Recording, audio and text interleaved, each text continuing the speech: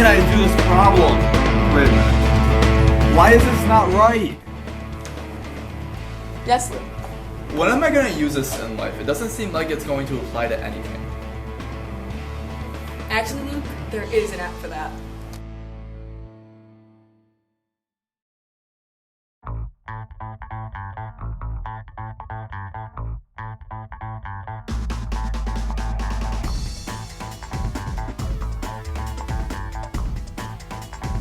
You forgot the negative!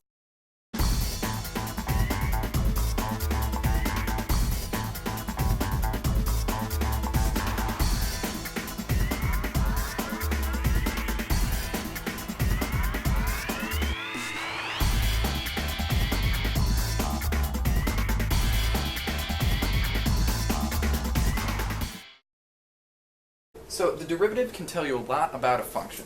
Let's take a look at this function right here.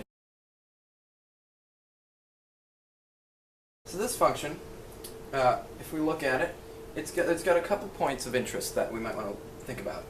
Right here is a point where it's basically a maximum in a certain amount of range. It is a local maximum, meaning that it peaks at a certain point.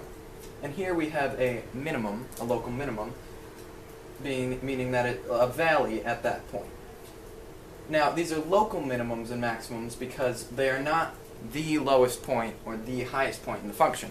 If it was, then we would call that an absolute maximum or minimum. Using the derivative, we can find the exact places where those minimums and maximums are.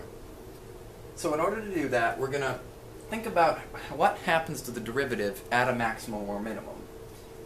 Now, before this point right here, the maximum, the slope of the tangent line is positive. As it approaches it, it slowly gets shallower and shallower, so it's decreasing. It goes from being a positive number to being 0, and then to being a negative number. So there's a change in the sign of the derivative. That's vital to know. That is what a maximum or minimum point usually is. There's a change from a positive derivative to a negative derivative going through the point 0, as happens when you go from a positive to a negative number. Likewise here, where you go from a negative derivative through 0 to a positive derivative. So if we take a look at the derivative of this,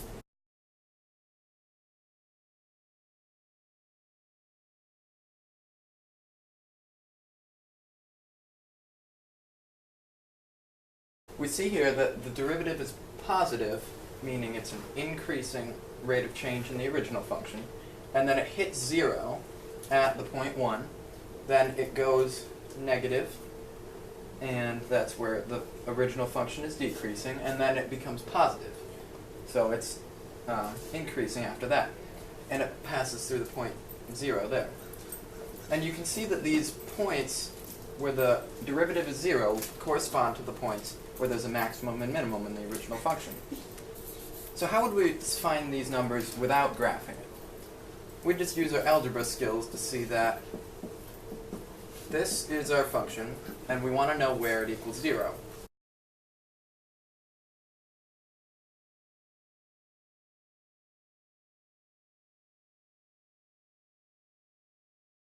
If we were to solve it algebraically, we'd find that x equals 1 or x equals 3, which is exactly what we found on the graph as well. Now it's important when you're doing these to test on either side of the critical values, we call these, the point where the derivative is equal to 0. Because sometimes you have some asymptotic behavior where the original function might do something a bit like this. Now, if you could imagine the original function being like this, and our critical value being at the asymptote, on the left side of the function, it's positive, and on the right side of the function, it's positive. Even though we have a critical value here, it is clearly not a maximum or minimum there if you just look at the graph. So even though f prime equals 0, it would not necessarily be a maximum or minimum. So the way we test to make sure that that is not the case is that we pick test values to the left and the right of those critical values. Now, if these are the only places at 1 and 3 where the function, the f prime, the derivative is passing through 0, then we know that those are the only places where there could be a change in the sign. So if we pick a test value to the left of it, say 0, plug that into our equation up here. It's easiest to plug it into the factored version, but you could really plug it in anywhere. We'd find that we'd have a negative number times a negative number, which would be a positive slope. If we chose the test value 2, we'd have a negative number and a positive number, so it's negative. If we chose the test value 10, then we'd have both positive numbers, and we'd get a positive slope. So if we could picture what's happening here, if we didn't have the graph and we only had this number line of these test values that we found, this tells us that the derivative is positive, so the original function is increasing. It hits this critical value, now it's negative, so the derivative is negative, so it's decreasing. Then it hits another critical value and it is increasing again.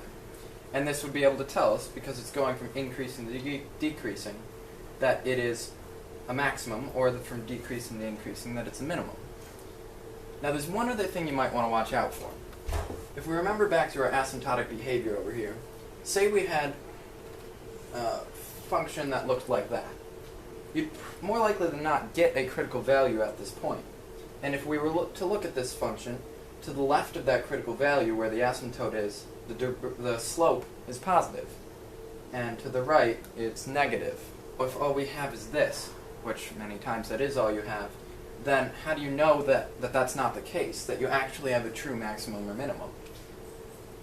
But let's think about what is really going on here. What would the maximum value be? What would the maximum y value be of this function? It wouldn't exist. It would be infinity. And you would get infinity if you tried to plug in that x value into that function. If we plug that x value back into this function and see that it is defined, then we'll know for sure that the function is a maximum or minimum at those points.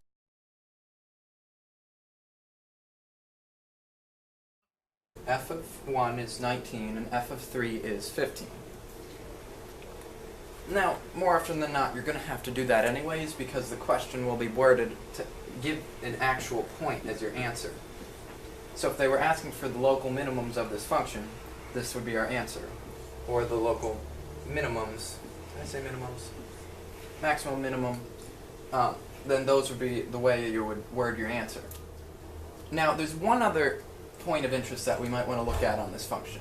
So the maximums and minimums, like we said before, are the places where the first derivative changes from a positive to negative or negative to positive function value by passing through 0. So there's another special point on this graph where the second derivative passes from positive to negative.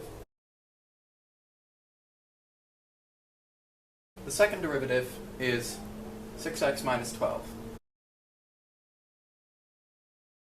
This function passes from negative to positive at a certain value, which we can solve for algebraic by setting this equal to 0 and seeing where the y value is 0. If we do that, we find that x equals 2 at that point. So what does this mean? The second derivative, whether it's positive or negative, determines the concavity of the function. The function will be concave down, meaning it'll be something that resembles this shape until it hits that point 2. And it'll be concave up, meaning it resembles, I like to remember U for up. It'll be concave up to the right of that point.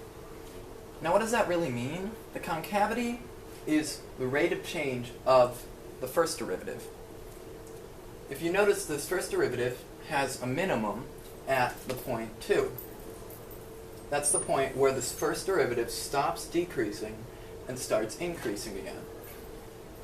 So that is also the point where the rate of change of this function, just as the minimums and maximums were here, changes from a negative rate of change to a positive rate of change. We call that the inflection point because it is the point where the concavity changes from either concave up to down or down to up. Sometimes they'll ask you to find the inflection points of a function, so it's important to know how to do that, although it's basically the same thing as finding the maximums and minimums of the function, with the same catches.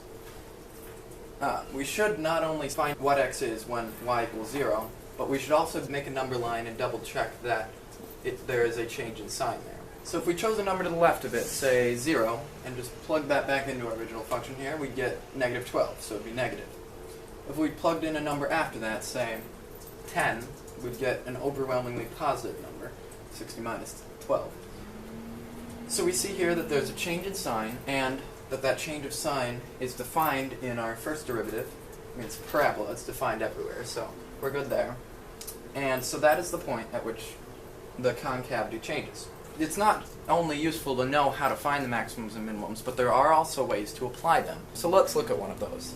So here we have a problem where they tell you that you have 500 feet of fence, and you need to build a penned-in area that is the biggest area possible, but there's a building on one side, so you don't need fence there. So let's label these sides.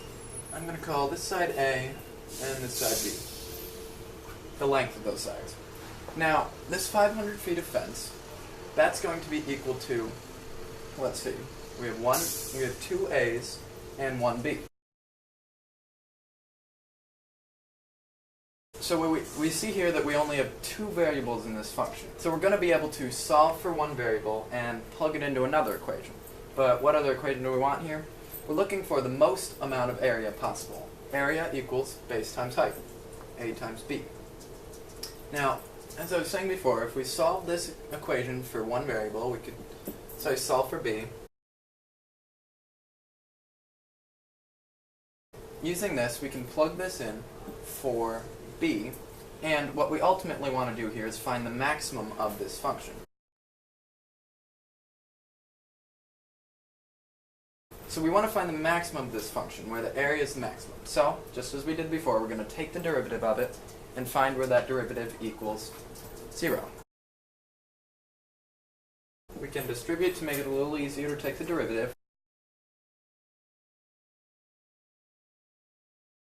Let's find where this equals 0, because that will be the point where A is going to change, increasing and decreasing.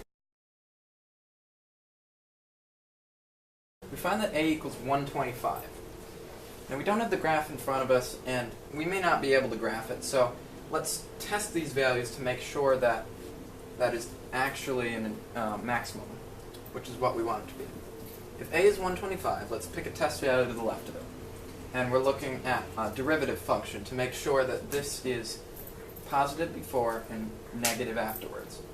So if we plug in, say, 0, positive number, 500 minus 0. Then if we plug in any number after that, say 1,000, then we're going to get an overwhelmingly negative number. So this is the only point where this A prime equals 0, so it's got to be the only point where there's a change in sign.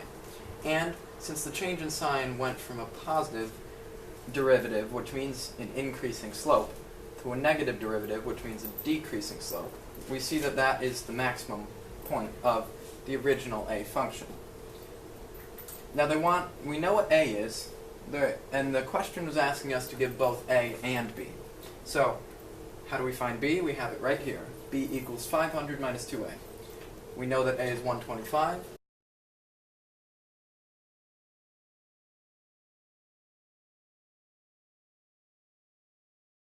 So we find that B is 250. So, there we go. The point at which the area is the greatest is when A is 125 feet and B is 250 feet.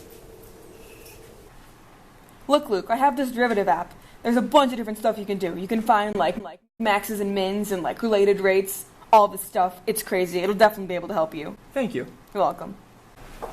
I'm going to put it on my phone right now.